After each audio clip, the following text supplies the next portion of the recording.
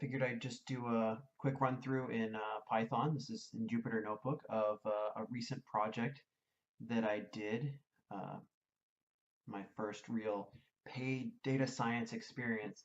And basically what it is there's a food event for a medium to large city, and the organizer of it wanted to have some data to take into a meeting with the city council to convince them that this event will, bring in tourists, or it'll be financially viable, or that there'll be enough income to use for like nonprofit organizations, basically those types of things.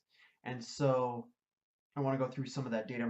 I had to construct my own data frame, data set for this using a whole bunch of cities. I think 42 cities in the original data set.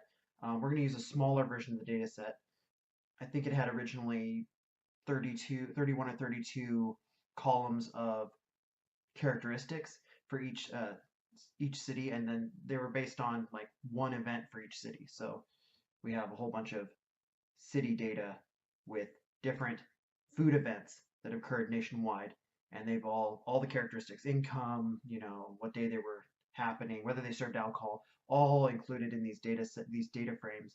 And I'm going to go through and show you just a little bit of the analysis that I did for that presentation slash write-up. I think all in all it was a 17 or 18 page write-up, so quite a bit more in the actual report than I'll be showing you here, but if nothing else, it gives you an idea of the kind of stuff for a very low-level data analysis type of project that you might do when you're working as an actual data scientist.